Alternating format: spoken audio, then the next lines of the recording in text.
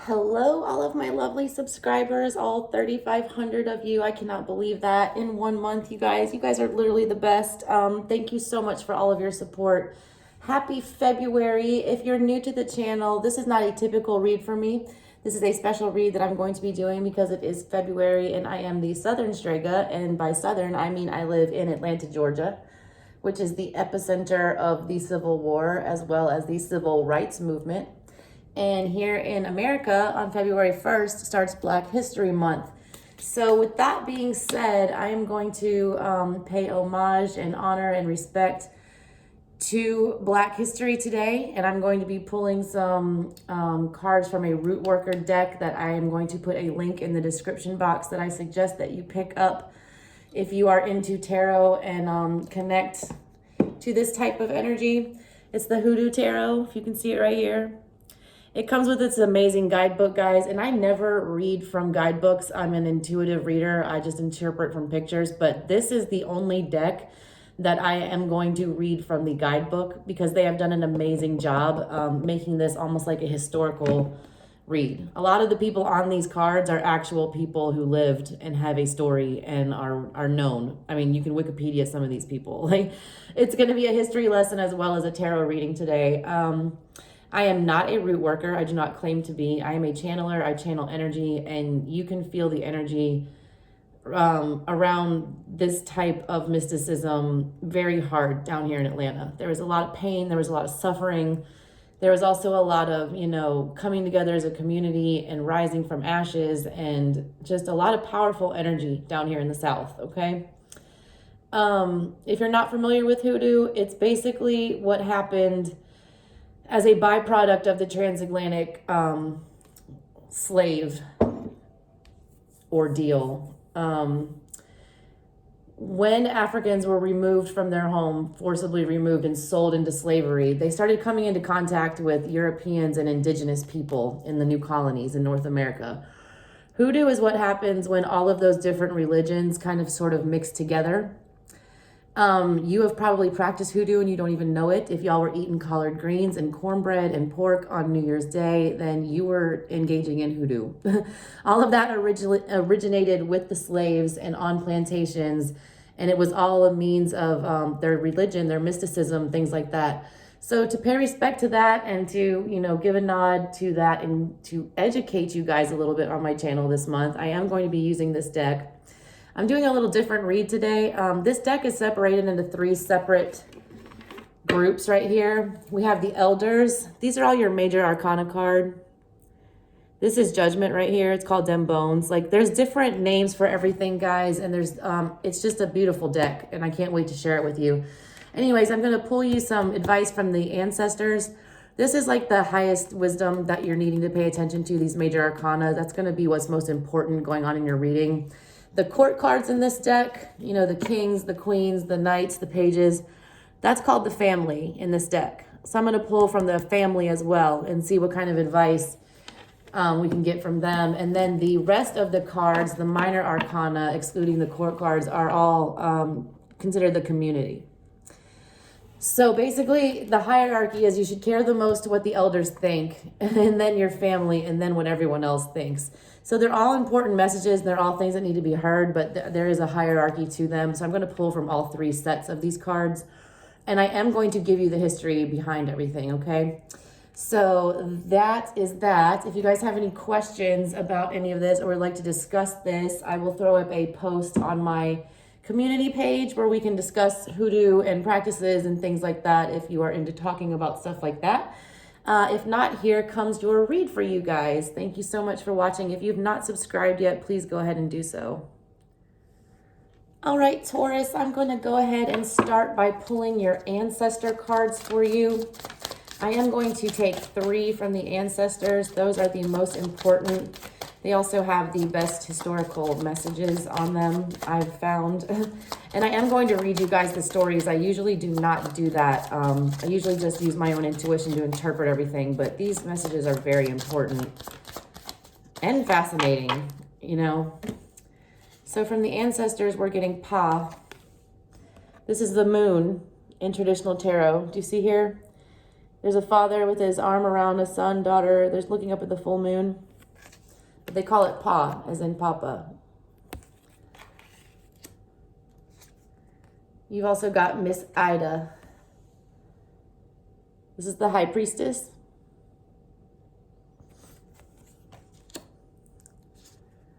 And you've got the Free Man. This is the Fool energy. All right, let me pull one from your family. I'm only taking one from the family. I'm doing a 7-card spread for you guys. This is a lot different than what I usually do, by the way. I will do you versus me readings later on this week. You got Son of Knives. This is Knight of Swords energy. All right, and now I'm going to pull 3 from the community for support of this reading. You guys, the imagery on these things is beautiful. I am going to hold each one of them up and explain them to you and give you my opinion. I'm going to go through what the author suggests as the meaning of these things, then I'm going to interpret them the way I see them as well. All right, from the community, we have the 3 of Coins.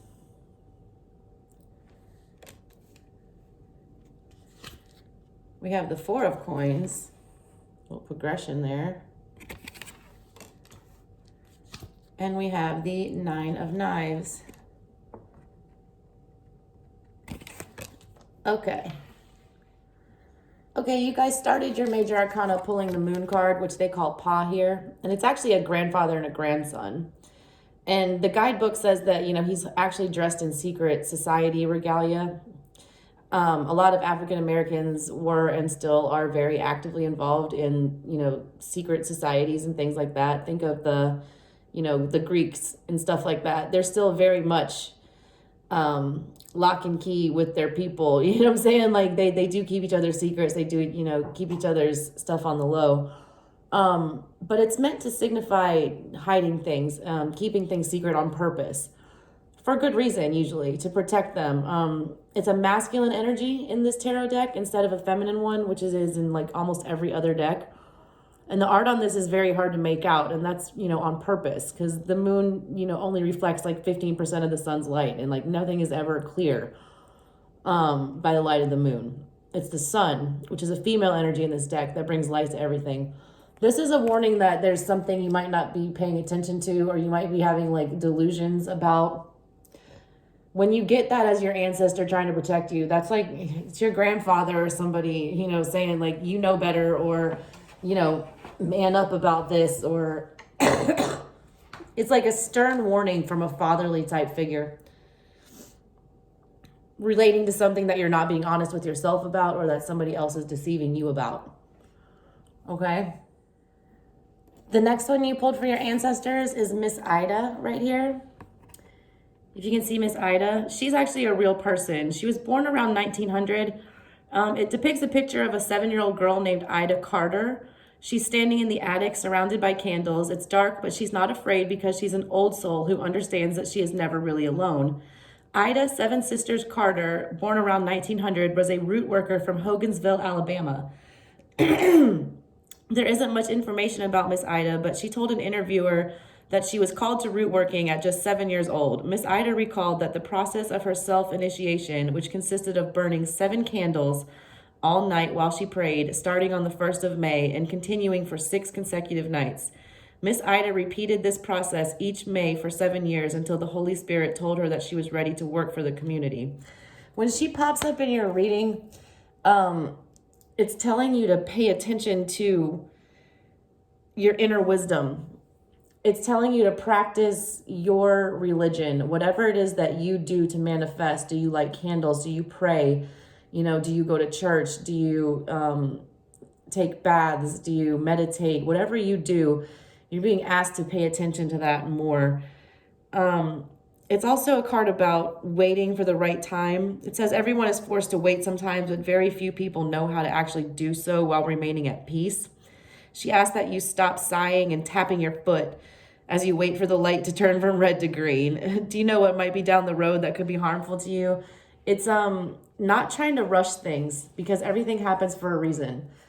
Like that example they just gave at the stoplight. Like if you would have gone, 5 minutes or like 5 seconds before, if the light hadn't turned, you could have been T-boned by a car. Like, there's divine timing at play for everything, and you're being called by your ancestors to recognize that you cannot rush things right now, and that there's a definite need to get more information. With the Pa and Miss Ida popping up, that's 2 cards, probably because you're about to do something foolish, because you pulled this free man card as well. Okay, this is somebody walking away from a grave. I don't know if you can see it. He's got a mason jar in his hand, and it's supposedly filled with dirt. Okay, guys, I don't know if you've ever been to Atlanta, but this looks so much like Oakland Cemetery to me, which is like one of my favorite places in the entire world.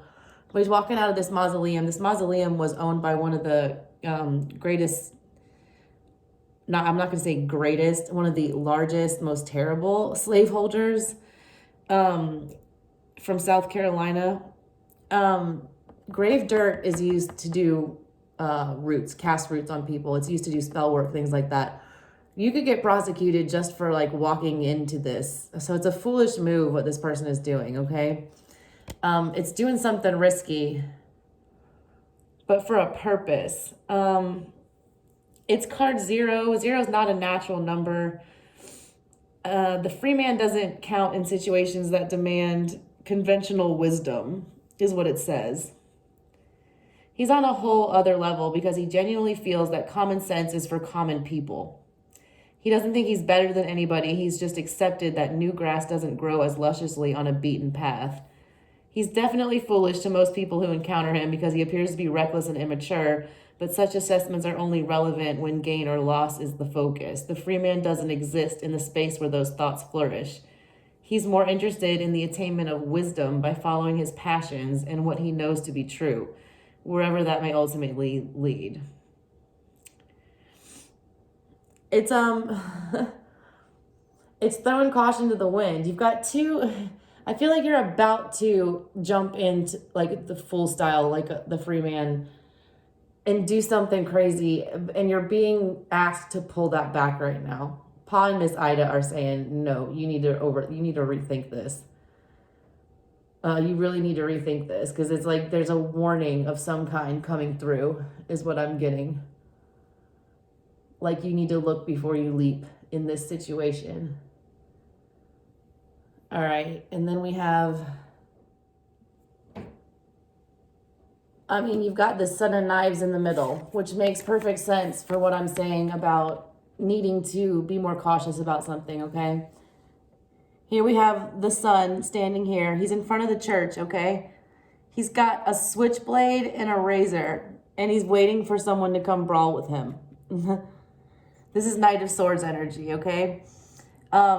It was an old tradition that was used to settle scores between families and to settle debts. Like, you would basically fight it out, and the loser or whoever conceded or died sometimes would, the families would agree not to seek retribution. It would dead the feud. So, but it had to take place before the eyes of God in front of the church, is what the book is saying. The legend was.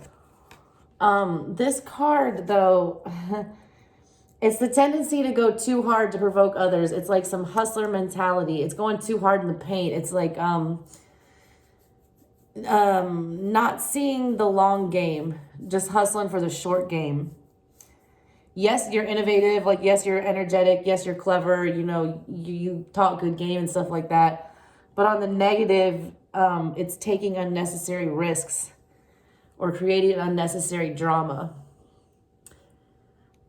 That's the energy that they're viewing you as. You're doing something risky right now that your ancestors are calling you out on and telling you to think more wisely about. All right, now let's get these supporting cards from the community to get some more insight into your sitch. Just the progression of this energy right here. This is the 3 and 4 of coins coming in for you guys. You are you're coming up on a come up, is what I'm getting. Somebody's working a scam. Somebody's hustling a job right now. Somebody is manifesting something, breaking generational curses here, trying to get their money up, things like that. This is very much related to job, financial, things like that. This is not a love reading I'm getting. Your ancestors are wanting to talk about your hustle game. Okay, you pull the 3 of coins. This is an Afro-Romani root worker. She's waiting for a client. Lots of gypsies and Romani people, they were thrown in the mix with indigenous people and African people. So this is why you get cartomancy and things like, you know, throwing cards like I do. I'm like the Southern witchy gypsy lady. You know, there's Romani blood in my family. We, you know, they were all, everyone was mixed together when this all happened. And you get all these wonderful religions and traditions and things coming together. This one's talking about gypsy women. She has 2 necklaces that keep the blessings coming. One is a rosary made of black-eyed peas, and the other one is a wishbone. So I don't know if anyone wants to wear those for some luck or something. I feel like those are some, you know, talismans or something you could take with you to bring luck into whatever this financial situation. But this is a positive, you know, indicator of employment, growing professionally, being recognized for your job, and, you know, using your talents and things that you're actually good at to make money for yourself. However, on the negative side, what you might be being warned about is that it could be a missed opportunity if you don't do it correctly, or if you don't build the proper foundation, is what I'm getting. If you don't look at all the angles, you don't think it out all the way. It's a good opportunity, but it'll be a missed opportunity if you don't put in the effort. If you jump into it like the free man, like a fool, and don't think it through like Miss Ida would, and sit and meditate on it for 6-7 days every night, burning a candle, talking to the Lord about it, it's not going to manifest the way it's supposed to manifest. I do see a progression of it manifesting, though, because you're moving from the 3 to the 4 of coins. The 4 of coins is still, you know, also financial security, gains, material gains, making good investments, things like that. On the flip side, though, it's like greedy, obsessive, scarcity, penny pinchers, control. And this is someone like trying to control the whole dang block when they're making enough money, you know, on their corner. You don't need to do that. It's saying to make sure that you think it out, you take it slow. You put in the necessary thought and effort into what you're doing. This is a man using a dowsing rod to search for gold. He uses pine crosses, goose feathers, and brimstone as charms to aid him. It's common for whites to utilize the aids of root workers to go find buried treasure. They would hire them to go find the treasure and use their skills, and then they'd steal it from them in classic, you know, European style. Sorry, guys. I have no time for it. I do see a financial come up, but there's a need to take it slow and not get too caught up in the game is what I'm getting. Somebody's getting too caught up in the game.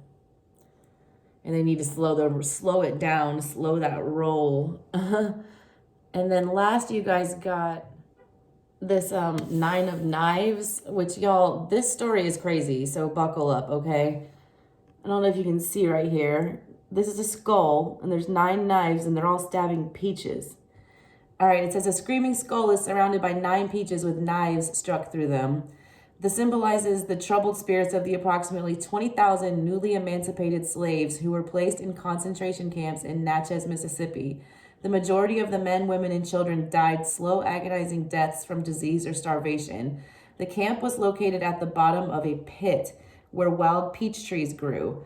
That's why this place came to be known as the Devil's Punch Bowl. To this day, nobody eats the peaches because they know the bodies of those tortured people fertilize the soil. It was not the custom of the indigenous people to eat anything that grew in areas that were considered beset with negative energy, such as this, because the despair would be internalized by whoever partook in such foods. I'm getting like a save your soul type energy that your ancestors are trying to put into you guys. They're something about this come up, something about this money situation is slightly tainted, and you know that it's off. There's some anxiety surrounding this situation is what I get. You're being asked, I just can't, I'm seeing somebody thinking someone's going to jail. I don't know why I'm getting that. I'm getting a going to jail vibe, and they're trying to check you before you, get too caught up is what I'm seeing from this. They see you as looking to start a fight. And they're warning you, they're telling you to use your intuition, they're telling you not to act a fool, they're telling you that there is financial gain coming, but it's got to be done the right way. It cannot be rushed. It can't be that quick hustle. I'm saying it's the slow grind. That's what I'm hearing. All right, Taurus, that's what I got for you guys. I will be using these cards as clarifiers and to do other things. I'll have some you versus me readings and all that other good stuff, but I thought I'd switch it up, keep it interesting for you guys. Thank you so much. If y'all enjoyed it, like, share, subscribe, do all that good stuff for me. Have a good one, Taurus. Thanks.